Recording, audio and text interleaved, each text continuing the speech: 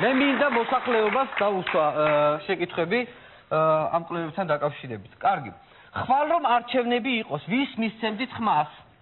ნაციონალური მოძრაობა, თქვენ? ქართული ოცნება. ქართული ოცნება, თქვენ? ქრისტიან-დემოკრატიული პარტია. ესე იგი, ნაციონალური მოძრაობა 47%.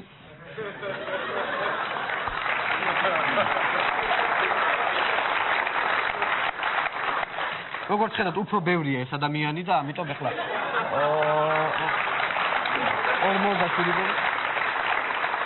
ხოლო ქართული ოცნება აიღო 10%, ქრისტიან-დემოკრატებმა 10%. 10% რატო გამაგებინეთ? მაინტერესებს. კი ბატონო, რამდენი კილო ხართ?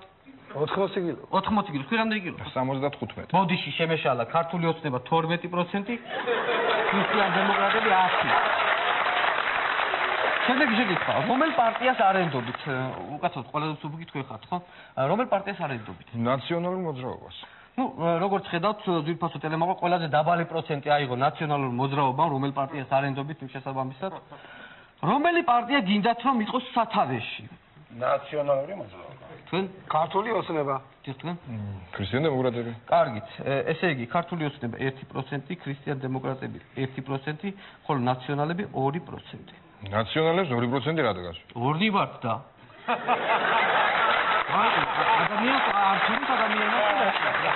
დიდი მადლობა, უღრმესი მადლობა, თქვენ შეგიძლიათ წახიდეთ, პრობლემა არ არის, კარგად. მადლობა და მიიღეთ ამ გამოკითხვაში მონაწილეობა. რომელი პარტია ზრუნავს ხალხის კეთილდღეობას? ნაციონალური მოძრაობა. აი, ძვირფასო მეგობრებო, 100% თვლის მოსახლეობის რომ ხალხი ზრუნავს ნაციონალური მოძრაობა, კარგად.